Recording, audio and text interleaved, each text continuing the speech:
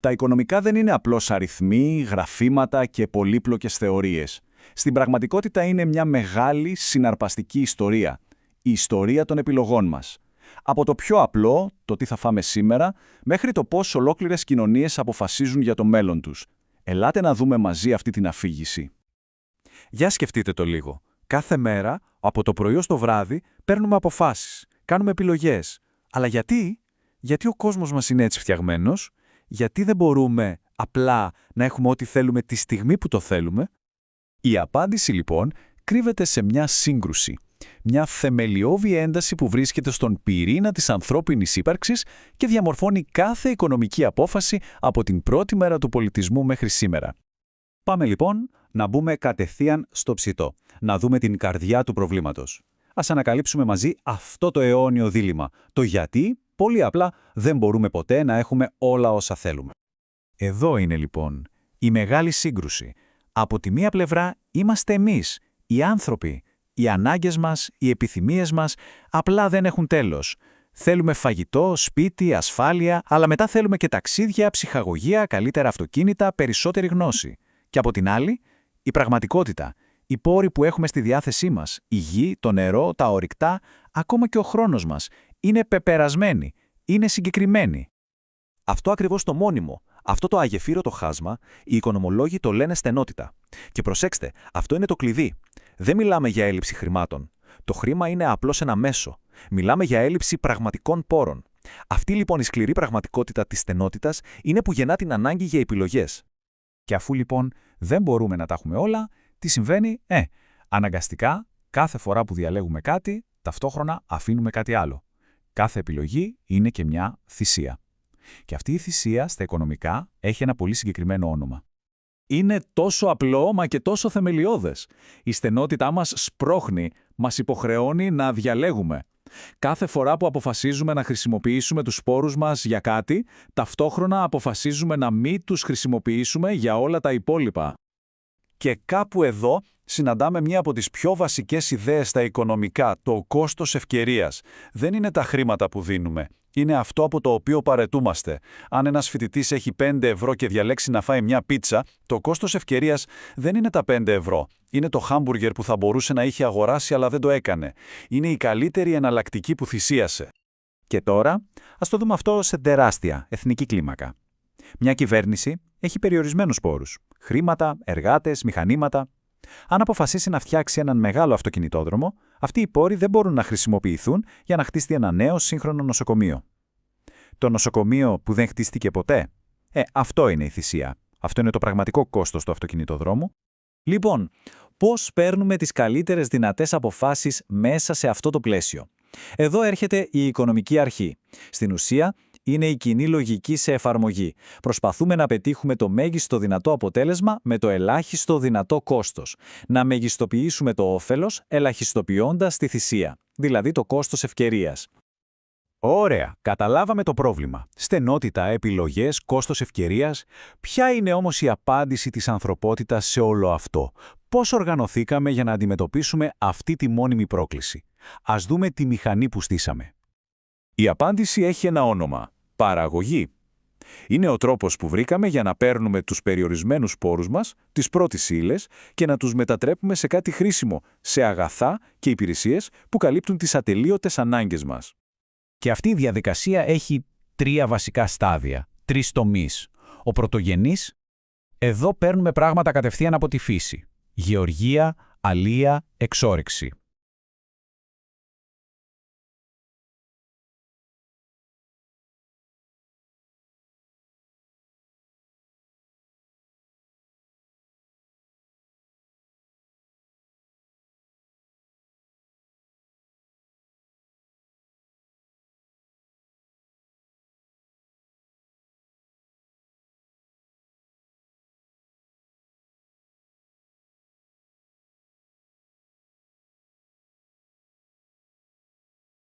Ο δευτερογενής, εδώ παίρνουμε αυτά τα υλικά και φτιάχνουμε καινούργια πράγματα. Σκεφτείτε ένα εργοστάσιο που φτιάχνει αυτοκίνητα. Και τέλος, ο τριτογενής, αυτός είναι ο τομέας των υπηρεσιών. Εμπόριο, τουρισμός, υγεία, εκπαίδευση. Και κοιτάξτε τώρα εδώ τι ενδιαφέρον που έχει αυτό το γράφημα. Δείχνει την εξέλιξη της ελληνικής οικονομίας. Ας δούμε την πρώτη στήλη, το 1981. Η μπλε μπάρα, ο πρωτογενής τομέας, είναι αρκετά μεγάλη, σημαντικό κομμάτι της οικονομίας. Πάμε τώρα δεξιά, στο 2020. Κοιτάξτε την καφέ μπάρα. Εκτοξεύεται σχεδόν στο 75%.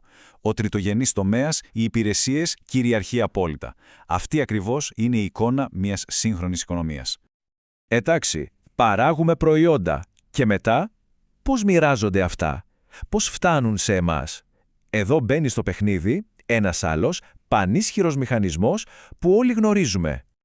Μιλάμε για την αγορά. Και προσοχή, όταν λέμε αγορά, ας μην σκεφτόμαστε μόνο τη λαϊκή της γειτονιάς. Αγορά είναι οπουδήποτε οι άνθρωποι που θέλουν να αγοράσουν κάτι συναντιούνται με αυτούς που θέλουν να το πουλήσουν. Είναι ένας μηχανισμός συντονισμού όπου η ζήτηση και η προσφορά χορεύουν μαζί και από αυτόν τον χορό γεννιούνται οι τιμές. Και αυτή η αγορά κινείται από δύο μεγάλες αντίθετες δυνάμεις. Από τη μία, ο νόμος της ζήτησης. Είναι απλό. Είναι αυτό που κάνουμε όλοι. Όσο πιο φτηνό είναι κάτι, τόσο περισσότερο το θέλουμε. Από την άλλη, ο νόμος της προσφοράς. Ας μπούμε στη θέση του παραγωγού. Όσο πιο ακριβά μπορεί να πουλήσει κάτι, τόσο μεγαλύτερο κίνητρο έχει να το παράγει και να το προσφέρει. Και τι γίνεται όταν αυτές οι δύο αντίθετες δυνάμεις συναντηθούν? Κοιτάξτε το διάγραμμα. Εκεί που η μπλε γραμμή της ζήτησης στέμνει την κόκκινη τους προσφοράς, μπαμ, έχουμε το σημείο ισορροπίας.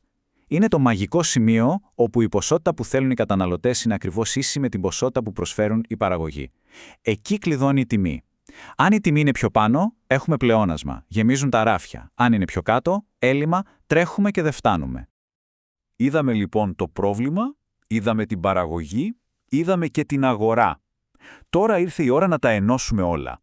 Να δούμε τη μεγάλη εικόνα, πώς όλα αυτά τα κομμάτια του παζλ ταιριάζουν μεταξύ τους. Πώς δένουν λοιπόν όλα αυτά μαζί? Η στενότητα, οι επιλογές, η παραγωγή, η αγορά, πώς δημιουργούν ένα ζωντανό, λειτουργικό σύστημα? Η απάντηση είναι αυτό εδώ, το οικονομικό κύκλωμα. Σκεφτείτε το σαν το κυκλοφορικό σύστημα της οικονομίας. Δεν είναι κάτι στατικό. Είναι μια συνεχής, αέναη ροή ανάμεσα στους δύο βασικούς παίκτες, τα νοικοκυριά, δηλαδή όλους εμάς, και τις επιχειρήσεις.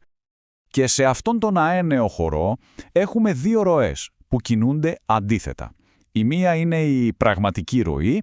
Εμείς, τα νοικοκυριά, δίνουμε την εργασία μας και τους πόρους μας στις επιχειρήσεις και εκείνες μας δίνουν πίσω προϊόντα και υπηρεσίες. Η άλλη είναι η χρηματική ροή. Οι επιχειρήσεις μας πληρώνουν μισθούς για αυτή την εργασία και εμείς με αυτούς τους μισθούς αγοράζουμε τα προϊόντα τους. Βλέπετε, ένας τέλειος κύκλος που δεν σταματά ποτέ. Στο τέλος της ημέρας, λοιπόν, αυτό είναι όλο. Τα οικονομικά δεν είναι κάτι τρομακτικό ή περίπλοκο.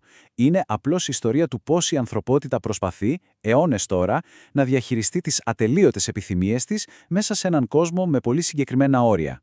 Είναι η ιστορία της ανθρώπινης επιλογής. Και αυτό μας αφήνει με ένα τελευταίο μεγάλο ερώτημα.